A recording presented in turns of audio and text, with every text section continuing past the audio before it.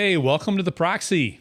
My name is Phil Morse, and we are coming to you from the CatchMark studio in downtown Whitehall. I'm here to be your proxy by asking my guest questions that you may have regarding this topic. You can submit questions as well on the chat, on the YouTube.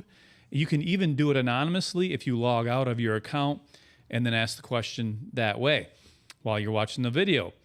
Then this conversation can contribute to your thoughts on this topic, because then you'll have an examined opinion, which leads to discernment. On this episode, my guest is Micah Perkins. He is a union representative, and he's joining us to share his expertise on his perspective on organized labor. Thank you for being here. Thank you, Phil. Please know that I try to think of questions that will help people understand the topic, and in some cases ask questions that people who don't necessarily agree with your perspective that they might have. It doesn't mean that I endorse or oppose your viewpoints or have these questions for myself. Now, to our audience, please make sure you subscribe and hit the little bell to be notified when we have new recordings. And just remember, I can only learn so much about a topic that is being covered. There may be some of you in the audience who can formulate great questions for me to ask Mr. Perkins. And if it's a reasonable question and we have time, again, I will ask it, and you just have to enter that into the chat. My hope is to build bridges and to tear down walls. All right, so let's get going. Awesome. All right, so first of all, Micah, tell us a little bit about yourself and what gives you credibility to talk about labor unions. Sure. And thanks again for having me. I think what you're doing here is really important. It's important to have leaders that are curious and willing to reach across the aisle and talk to everyone. As far as my background, you're probably talking to the only licensed plumber who's also a licensed teacher in the state of Michigan. I have a very interesting resume, let's just say that. I graduated from Grand Valley in the early 2000s thinking I was going to be a history teacher, but back then there was no such thing as a teacher shortage. We had more than enough of them. Mm-hmm. Fast forward a few years, I joined the military, ended up doing about 12 years there. When I was getting out of the military, I wanted to do something with my hands that you couldn't turn into software, you couldn't send overseas, and I'm scared of electricity. So that led me to plumbing. And just coincidentally, when I called the Kent County Labor Board, they directed me in the direction of United Association Local 174 Plumbers and Pipe Fitters. And so I went through the apprenticeship there. And in the course of that time, I was a plumber. I still have my plumbing license, and then I was asked to perform a role called a building trades representative, which I've done for the last 2 years. While I'm no longer with that organization, during that time, I was really able to see kind of from up close and personal perspective on why the labor movement matters and why it's such an important tool for working people to have. Does that kind of give you a broad strokes answer what you're looking for? That's perfect. Absolutely. So we're going to get into just talking about, so the perspective that I'm going to take is going to be the more the right to work perspective, people that maybe think that unions, that their time has come and gone, or think that should come and gone. So I'm going to ask some questions regarding that perspective. But this topic of union, so you and I actually started talking before the election last year. And then there's a change in leadership, which the change in leadership is more union friendly. And so there's conversation out there about there being right to work laws being repealed that they passed in 2012. So it actually is maybe a little bit more, our conversation is a little bit more current events even than what initially we talked about. But anyway, so how do you respond to someone who says that you negotiate with your feet, that if you're treated worse than market value, you go somewhere else? Mm-hmm. The issue that I have with that is that it only puts leverage on one side of the bargaining table. And in that case, there isn't a bargaining table. It's simply an offer sheet from an employer saying, this is what we are willing to give a person with your skill set and experience. It's not a negotiation. While you can negotiate with your feet, it's not an equal partnership. What a union contract gives you is an equal opportunity to sit down at the bargaining table and talk to each other with both parties having skin in the game. Having an organization where as a union member, I can have that leverage for wages and benefits. And then on the other side of the table, the ownership of the company having the opportunity to say, well, since you are organized and operating as a cohesive unit, I can predict my workforce costs. I can predict my workforce behaviors. If the union is correctly run, I'm not going to have work slowages or stoppages. I'm probably going to come back to this point a few times, but union contracts are only good as the people writing and interpreting them. And it's really important to have a good relationship between the union and the workforce. There absolutely have been toxic relationships between those two parties. And since both of those parties are run by people and people are fallible, it is absolutely possible to have a bad outcome that way. But on the outside, just from the perspective of having a partnership versus a more of a requesting kind of relationship, it's an absolutely critical tool for working people to have. Okay. So some people would say unions protect bad workers from losing their job. A company has numerous restrictions of when, how, and who they can terminate because of the union contract. Sure. And it would be worth taking a few minutes or a couple of moments here just to explain that not all unions are structured in the same way. So coming from the construction union environment, that is not a reality that a construction union has. We are a meritocracy. Construction unions are meritocracy, meaning we reward people who work harder and are better at their job. If you are a plumber, for example, in a plumbing union and you're not working according to the terms of the contract, that contractor does not need to keep you on, and there's no structure in for which to do that. Now, in other unions where there are job protections, what that job protection is speaking to is mitigating and minimizing the number of arbitrary personal reasons that people can be terminated, because supervisors are people just like everybody else. And kind of removing as much of that human element from that decision-making process as you can, and to putting into structure, okay, what are the rules, what are terminatable offenses, what are things where you need to have disciplinary action. Having it in writing in a contractual language is really important, and good contracts will provide that for you. And again, not to beat a dead horse, but contracts have to be written well. Okay, great. So would you agree, though, that sometimes there have been some people that are bad employees that they probably should have been fired, but they were maybe protected by the contract? I'm sure that's happened. Yeah. I mean, much as there's been many times when employees who did a good job were fired for those same arbitrary and personal reasons. It's when people are involved, abuses can happen. It's pretty good point. Yeah. So another person could say, and so how would you respond to this? That unions could increase unemployment. Companies have less money to hire more workers, or that employers can't afford to pay union wages, so work has gone to other states or countries. That's a really interesting question, because we are, especially now, we are entering a workforce shortage environment, and we've all talked about it. It's a very commonly understood thing that there just aren't enough workers to go around.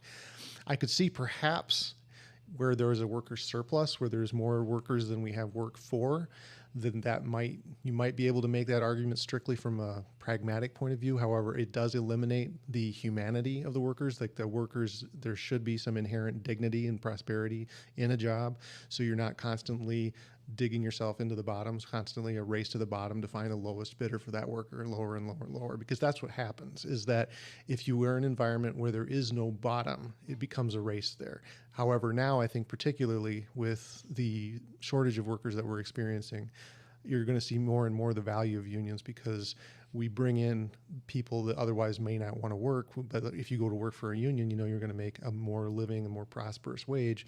That's an attraction. That's a tool for the employer as well. Okay. Rules. So someone may say rules might also restrict employees from performing tasks outside their job description. You know, we've heard the stories. I'm sure you've heard the stories too. So they further limit their workplace flexibility. So somebody will say, "Well, that's not my job. You know, to go sweep the floor. That's not in my job description. That's not in my contract. So I'm not going to do that. Somebody else needs to do it when it just needs to be done." You know, something that's an anecdotal story, but Sure. I'm sure you've heard that. How do you respond to somebody that would bring that up? First of all, again, making sure the contract is written with those kind of events in mind, giving managers enough latitude that they can adjust to circumstances on the ground as they see fit. But really, where job description and task assignments are really important is where training comes in, and making sure that your employees are equipped to do the job safely and well, and also so that their performance can be evaluated and say, like, are they doing the job to the task, and is the task explained sufficiently? At that point, if the answer is no, and you've already done the training and you've done all the steps involved, at that point you can move into steps that'll protect the employer. But those, ideally, the contract is written not to prevent people from doing small side jobs like your example there, but to protect both parties, to make sure everyone is trained to standard and ensuring everybody is held accountable to those standards as well. Now, so this kind of agreement, this contract that you're talking about, would you say that unions have come a long ways, like that they are written in a healthy way more now than before, or where are they at on the pendulum? Mm-hmm. As far as some of these things that we've talked about already. Absolutely. Taking a little bit of a step back, with the labor movement starting in the early 1900s and really kind of coming to a national head in the 1930s with Taft-Hartley and a few of the other acts that were passed to protect unions and the founding of the National Labor Relations Board. At that point, unions were about as strong as they ever have been in the United States. And like many things, the first generation of people who fought for and achieved those protections understood why they mattered, and they understood why abusing them would lead to losing them. Unfortunately, like a lot of human things, as the generations of people proceeded through the union ranks, I think some of those lessons were forgotten. I think a lot of the protections that we achieved were taken for granted. I think that we got too comfortable. And ultimately, when you become too comfortable and you forget the struggle that necessitated what you have, you're going to take it for granted. And when you take something for granted, you're going to abuse it. And I think that's why, starting in the 70s, paired with the baby boom generation, which provided the worker surplus that I mentioned before. So when you have a surplus of a commodity, obviously it's going to decrease in value. You combine that with a generational shift in thinking about unions and why they matter and why it's still important to show up, work hard, and do a good job. You combine those two things, and I think that's part of why you explain the decline in union membership and strength over the last 40 years. We've seen a significant reduction in union strength, and combine that with significant opposition to unions that have only gotten better at fighting the anti-union fight because they lost for a long time, and nothing teaches you how to win like losing. And so I think just now we're kind of seeing the reversal of that pendulum, where unions have had to fight and claw and scrabble for pretty much everything, or not to lose everything, over especially the last 10 years. And so that's really toned organizations into a well-fighting machine, a really well-oiled machine. I also think that, combined again with the labor shortage that we're dealing with, is going to flip that script as well. But yes, I think to your point that there's an understandable reason for that. Now, just a reminder to you, our listeners, you can post a question in the inbox. You can even actually do it anonymously if you log out of your Gmail or YouTube account and get back into the video, and then you can ask your question, and we won't even know your identification. So we'd love to have some questions be added here. So would you say, where is that then in the pendulum right now? Mm-hmm. You know, if you're saying, so they're in the early 30s or in the early 1900s and the 1930s, maybe they were a little too strong, perhaps.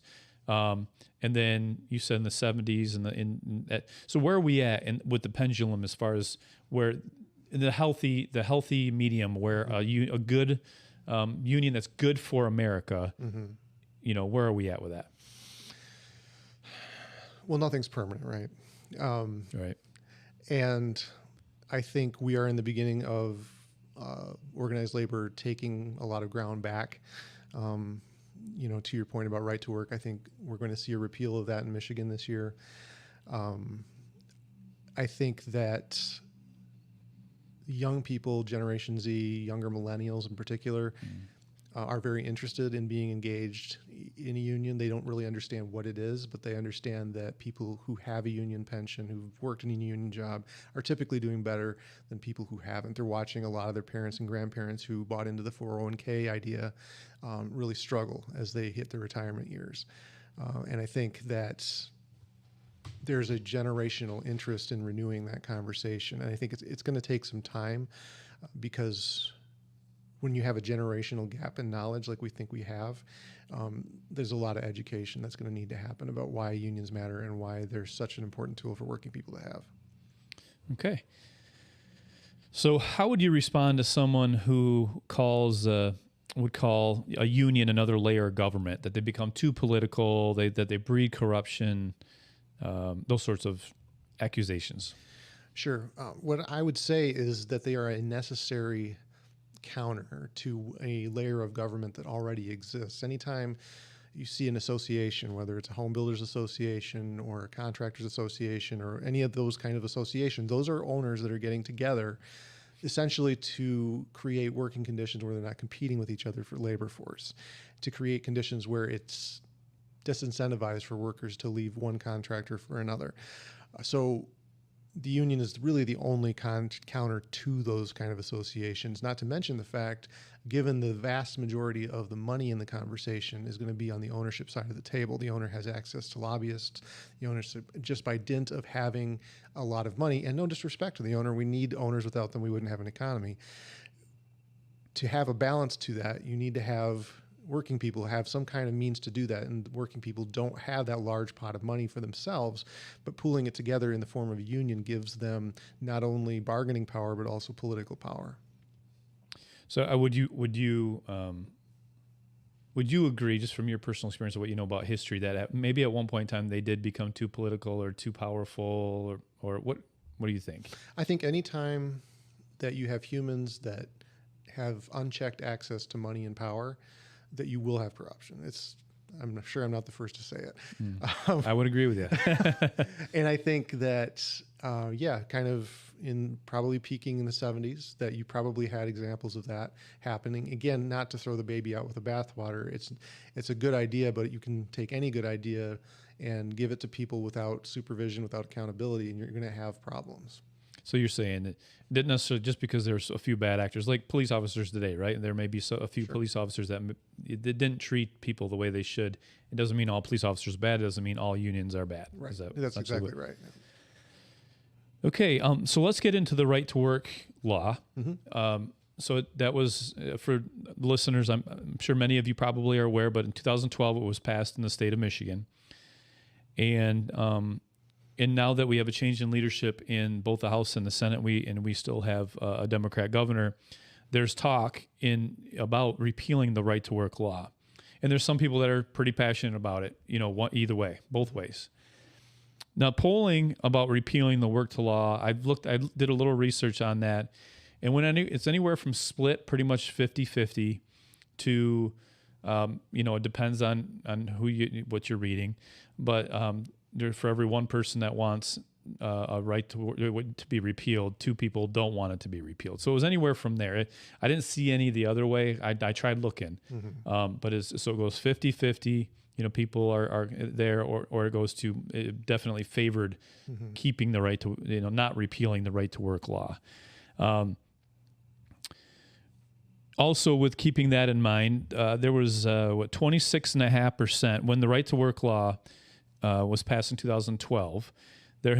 Since then, there has been 26.5% of the workforce in the state of Michigan that have opted out of being a part of a union, at least according to one source that I have.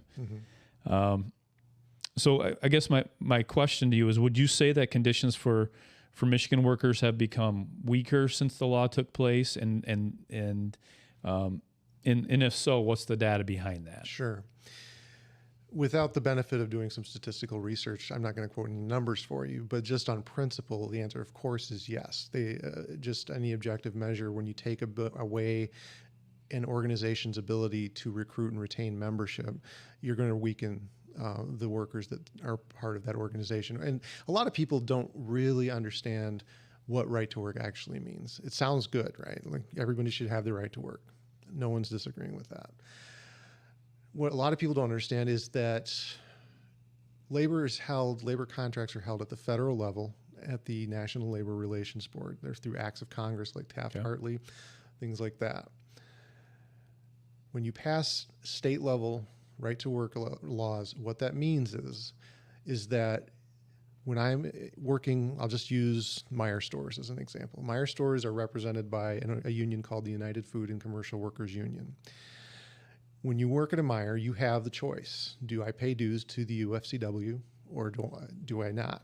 I'm still going to be protected and represented by them. If I am in a disciplinary situation, they will still represent me. They will still negotiate for my wages and benefits, but I have a choice whether or not to pay the dues to support that organization. Meijer employees are not wealthy people. That dues check makes a difference. So if I'm given a choice of having goods and services given to me or paid for by me, most of the time I'm going to choose that gift, or in a lot of cases, people call it the right to steal, because you're getting something that you're not paying for. And so ultimately, I think there's a fundamental misunderstanding of right to work by a lot of people who haven't had a lot of exposure with unions and don't maybe have a surface level like or dislike of them. There's a lot of people who say they're union supporters who don't understand what right to work actually means. And so starting with that, obviously, that required us to provide goods and services, to spend our time and money giving things to people who were not giving any money to us. So understanding that fundamental fact, I think a lot of people on a moral level would find that problematic. It's also interesting to look at right to work as a competitive or lack of a competitive advantage from a state level workforce perspective, because initially when there was one or two right to work states in the country, being one of those one or two right to work state gave you a competitive advantage for workforce over the rest of the states who weren't. Now we have 26, I believe, states in the country who are right to work. I think it was states. 27 with it. Yeah, but it's in the name. It's over half. Yeah. So when you have a majority of states that are now right to work, you've lost that competitive advantage. In fact, the case could be made that if you were not a right to work state in a workforce constrained environment where you have an attraction of higher wages, better benefits that the unions will be able to offer their employees, we would attract more workforce and retain it. I think that states and communities that emphasize workforce retention in a workforce constrained environment are going to do better than those who don't. Yeah, and so some people would argue against that and say it actually hurts the economy because then you have higher wages. It's more of a fight for the owners, so they want to go to states where there is the right to work law, and that's why that's the argument, right? Sure. Essentially, what's your anything more you well, want to just again, like in a workforce surplus environment, I could see that when you have states that have plenty of workers that are right to work states. Absolutely. As an owner, that's a no-brainer. You want to do operations there. Why would you do operations when in a state where workforce is more expensive when you can go somewhere there isn't? However, that's not a apples to apples comparison. Now we're dealing with a workforce constrained environment where workforce is going to be able to dictate a lot more of wages and benefits because they'll say, look, I will move to Michigan, for example, because I know I'm going to be part of a union. I'm going to get better wages and benefits. And since there's fewer workers to go around, that makes a difference. And I'm an employer, I'm thinking, well, since I'm going to pass along the cost of my higher wages to my customers anyway, why not go to somewhere where I know I can man the work, so to speak? And your next question is going to be, well, will people want to live somewhere where costs are higher because you have higher wages? I think that when you have higher wages, you have a better tax base, you have people who are able to pay at a higher level into the community, that are able to buy things that are better. You're going to attract those ancillary, kind of secondary, tertiary consumer businesses that want to serve people with higher incomes than you would in areas that are workforce constrained, but also unable to retain workforce that's going to go seek higher wages other places. And again, like we've said numerous times, it's a cycle, it's a pendulum, and as shifts happen, it's going to change again. But I think that's where we're going for at least the next 20 years. Yeah, and when I was doing my research about data and statistics, it was almost everything I read said, well, yeah, this is the stat, but you got to consider that there's other variables involved. So it's really hard to narrow it down to how effective is union labor versus right to work. I wish we had a better study or a more in the box kind of study in a glass box. Okay, so I'm going to read an excerpt from a publication that I read. this week, and it's called "Why Would a Young Person Join a Union?"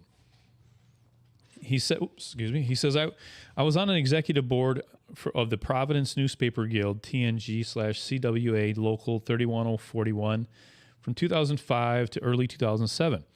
I think unions are relevant, but are stuck in time.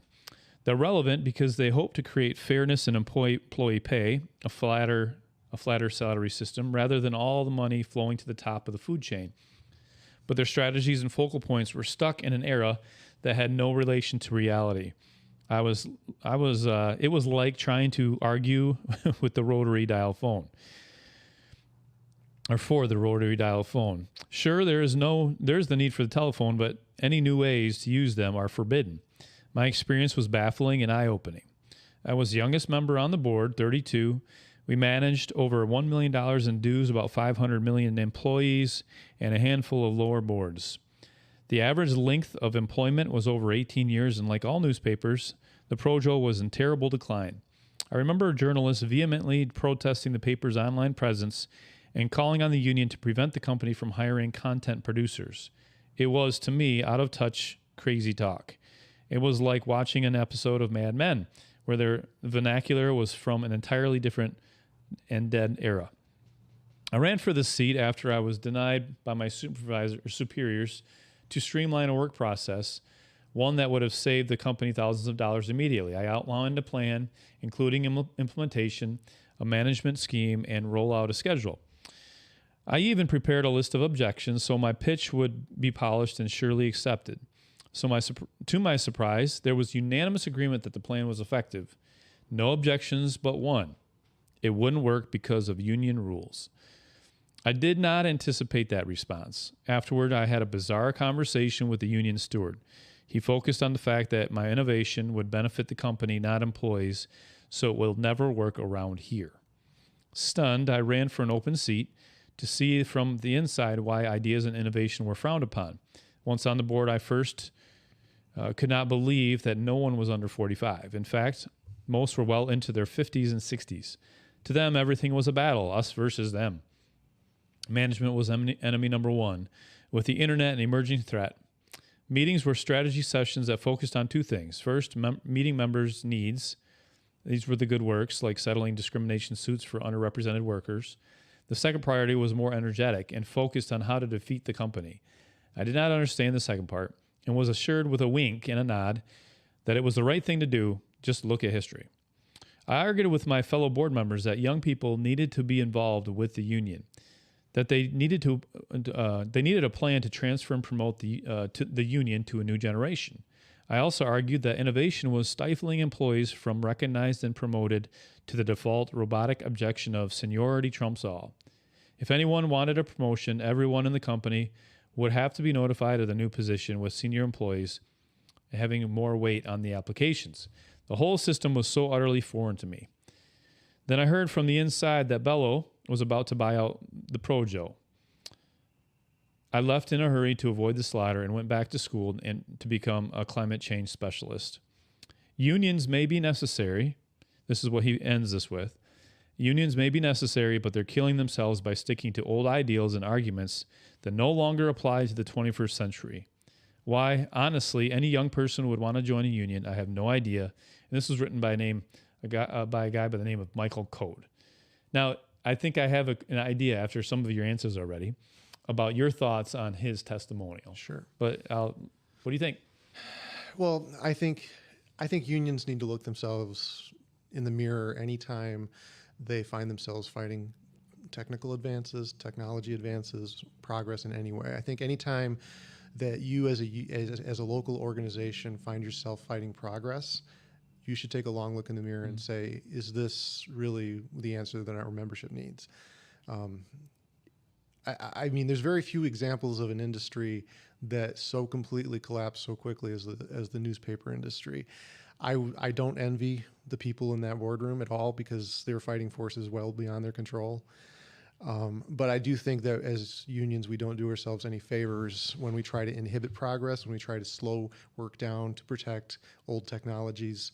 I think it's incumbent upon us to be on the cutting edge of training, to be on the cutting edge of what's coming in the industry, whatever it is, because it's a hard enough sell to get ownership to buy into a union, and that's when the union is providing a quality workforce that's delivering a consistently good product. When we fight the owners and consistently slow down and make work harder, more expensive, less progressive, I think that's a good indicator that we need to change course and do something different. Having said that, again, as you indicated, my answer would be contracts need to change, language needs to change, and they're only as good as the people in the room. Okay. Yeah, I figured those would be a lot of your comments just based on your earlier ones, but thank you. And just to our listeners, again, we are almost wrapping up as far as how many questions I have. So if you want to get one in, I would type that in the chat real soon here. Okay, so I'm gonna ask you one question, just to be very blunt about it. Why shouldn't someone have the right to decide if they want to join a union? They should. Anyone should have a right to decide if they want to join a union. My suggestion to them is, if you don't want to be in a union, go to a workplace that doesn't have a union. If you want to have the protections, the benefits, and the pay that a union workforce provides you, pay the dues. Okay. That's fair enough. And so you guys, you're not fighting the union labor, the labor force, the union labor groups are not fighting for every single place to have a union. Well, I think that every single place would benefit from having a union. We're not trying to prevent people from working by excluding them from a workplace by only having a union workforce. I mean, there's so many opportunities out there. I believe only roughly 10% of Michigan's workforce is unionized. So that means 90% of the jobs that you're going to apply for are not represented by a union. So, and maybe the question comes to mind that I don't have previously written out here. So if there's a company that just has a really good ownership group, like they're just good people and they take care of their staff and give them good PTO benefits, all that jazz, which they need to do right now with it being such an employee market. Would you still recommend, or would you still think that a union would be a way for them to go? Or in that case, is it kind of like, well, that it's already, they're getting, the employees are already getting what we would be fighting for. So what's the point? So to form a union, you need to have 50% of the workforce plus one sign a check card that says that we want to organize and form a union here. If your employees are happy and they're not interested in forming a union, there's nothing that organized labor can do to force them to join a union. So my first encouragement to that owner is continue treating your people well. Like, that's your incentive. If you don't want a unionized workforce, you want to keep that out of there, like continue to treat people well, because that's why unions exist, is because ownership consistently has a track record of treating labor as a commodity that it will pay for as cheaply as possible. If you're a good owner, then your people will probably not see the need for change. Okay.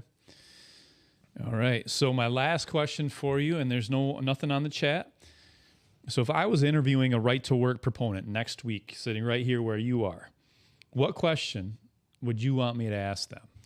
The number one question I ask every person who supports right to work is, why should someone working in a union shop that's getting union benefits, that's getting union representation, that's getting everything that goes along with being in a union, not have to pay dues? Okay. All right. Fair enough. Hey, Micah, thanks again for being on here and driving over here. Really appreciate it. Thank you for having me. I love what you're doing with this. Thank you. Appreciate it. Thank you. Okay, and I hope you to join us next Thursday when we're going to talk about kinship with Laura and Deb. And make sure you submit your reasonable questions and comments when we were shooting live next Thursday at 5 o'clock, so I can act as your proxy. Make sure you subscribe and click the button again, the notification bell. And I hope that you work on building bridges and tearing down walls.